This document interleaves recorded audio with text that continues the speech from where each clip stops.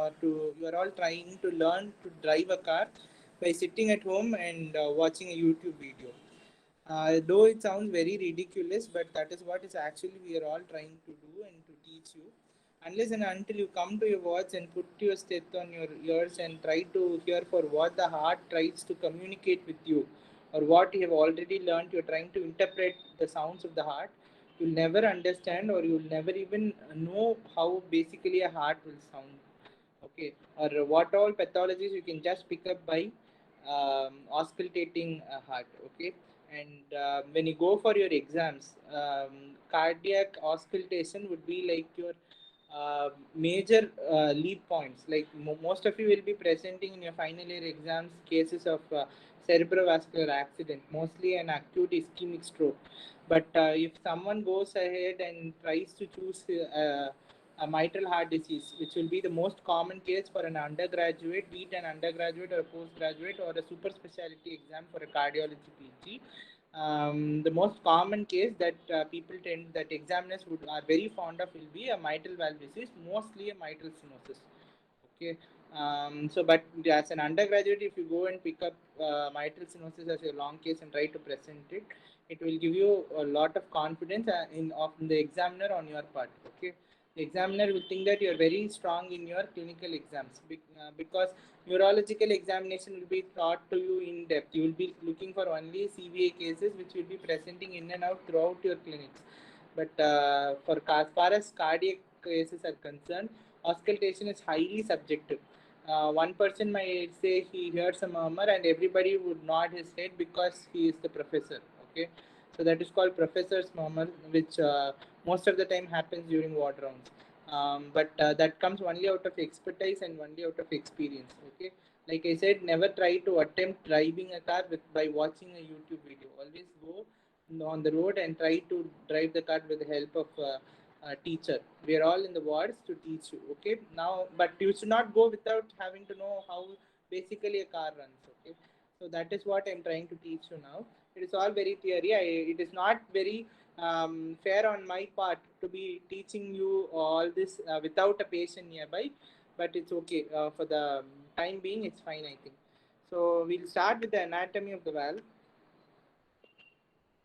So anatomically, your left heart has got only two valves, and we are bothered about only the two valves. One is the aortic valve, and the other one is your mitral valve. The structure of the aortic valve is very simple. You have got three leaflets, uh, three commissures, and one annulus. Okay, that is all to it. That is why you call it a semilunar valve. But as far as the mitral valve is concerned, I chose medicine mainly because I'm very bad at drawing and understanding anatomy. So yeah, but I'll try to explain it to you to the best of my ability.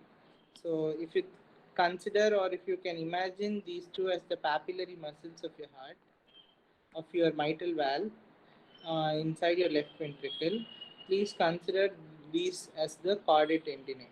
Okay,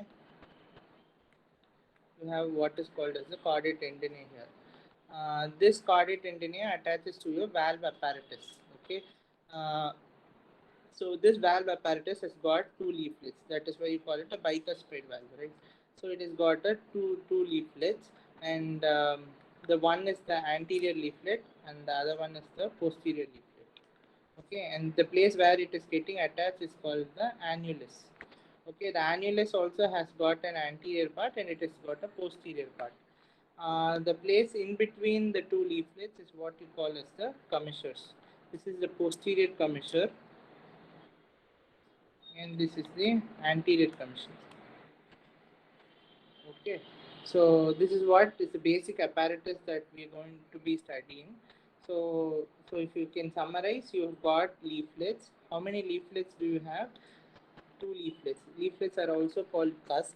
And remember, these two cusps are asymmetric. The anterior one is large and it is thick, whereas the posterior one is thin and smaller.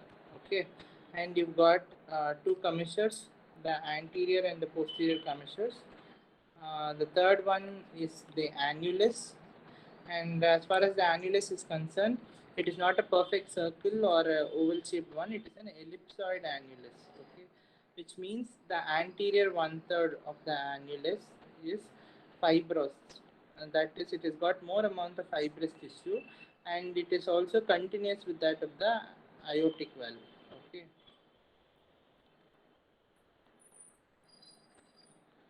Then I told you about chordate tendineae. Chordate tendineae are basically structures which are attached with the papillary, which attach the valve leaflets to the papillary muscles. Okay, you basically have 25 primary chordae. What are primary chordae? Primary chordae are structures which attach um, the papillary muscles to the tip of the leaflet. That is, they attach themselves to the tip of the leaflet. Secondary chordae are the ones which attach to the body of the leaflet, and tertiary chordae are structures which attach to the base of the leaflet. So basically, primary chordae are the structures which are involved in valvular function. They have got more importance as far as valvular function is concerned. And the fifth important part are the two papillary muscles. What are the papillary muscles? You call them the anterolateral muscles and the posteromedial muscle. Okay, the very important clinical feature about anterolateral muscle is that the anterolateral muscle is supplied by the right coronary artery. The posterolateral muscle has got a dual blood supply. It receives blood from both the right coronary artery as well as the left coronary artery. So it gets blood supply only from the right coronary artery. So in case of an inferior wall MI, when you have got a right coronary artery occlusion, you will develop what is called as a acute MR due to papillary muscle rupture. What are the acute complications of a myocardial infarction that you've studied in a pathology? You are all pre-finals, right? You finished your pathology. Tell me at least three complications, acute complications of a myocardial infarction. One, I told you, is an acute mitral regurgitation due to papillary muscle rupture. That is a posteromedial papillary muscle rupture in an inferior wall MI. Okay. Tell me another two or three complications. Acute complications of the myocardial infarction. Yes.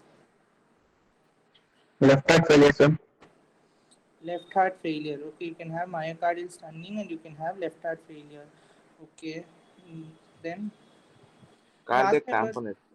cardiac tamponade. What is cardiac tamponade, doctor? So due to rupture of the ventricular muscle wall, blood can diffuse into the pericardium and can cause tamponade. I'll totally accept with your ventricular muscle rupture, and that will lead to something called as a ventricular aneurysm. But the cardiac tamponade is a very rare complication, or you don't get to see a ventricular muscle tear. Your ventricle muscle will not completely tear itself so much that your ventricle, like what? Your blood will seep into your pericardium, and that blood is going to prevent the heart from exhibiting its diastolic function. Cardiac tamponade is basically what? Any pericardial effusion that is going to prevent the diastolic expansion of the heart. Okay, when your ventricle muscle is getting teared, the patient is going to have an 100% ventricular tachycardia, and the patient is going to die. So he's never going to die of a cardiac tamponade. So even in a post-mortem, you will not see your cardiac tamponade. I'll take ventricular aneurysm, probably if you're meaning to say that I'll take a ventricular muscle rupture and followed by ventricular aneurysm as an acute complication of myocardial infarction. I'll take acute left ventricular failure due to myocardial stenosis due to oxygen supply demand mismatch. Okay, so then another complication. When now you talked about the pericardium, what do you have in the pericardium? What syndrome do you get in the pericardium due to myocardial infarction? Hmm? Have you heard about the Dressler syndrome? Dressler syndrome in your Robbins? Yes or no? Yes, Or sir. yeah, you'll get post myocardial pericarditis. Okay, you will get a post myocardial pericarditis. It can behave like a constrictive pericarditis, or you'll have pericardial minimal pericardial effusion. But typically, you'll have pericarditis, though it's a very rare complication. But as far as the pathological aspect of myocardial infarction is concerned, you should be very cautious about, or you should always look for a postmortem MI heart. You'll also look for a Dressler syndrome or any neutrophilic infiltration in your pericardium as well. Okay, so that is about the acute complications of a myocardial infarction. Always look for the acute complications of more than 80% of the time, a patient who is having a sudden cardiac death due to myocardial infarction will be due to ventricular tachycardia. The clinical setting, we see a acute myocardial infarction, we put something what is called as the Killip class.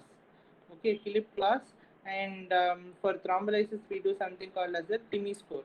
It is no longer called STEMI and NSTEMI. All, if at all, if you have heard of those terms, it is no longer called ST elevation MI and non-ST elevation MI. It is called occlusive MI or non-occlusive MI, OMI or NOMI. Okay, that is what we follow, because most of the NSTEMIs are OMIs and most of the STEMIs are non-occlusive MI. Okay, so all that is there, but as far as the acute myocardial infarction is concerned, in a clinical setup, you can get what is called as a Killip class, and as far as your treatment aspect, as far as the prognostic index is, prognostic score matters, we calculate something what is called as the TIMI score for STEMI.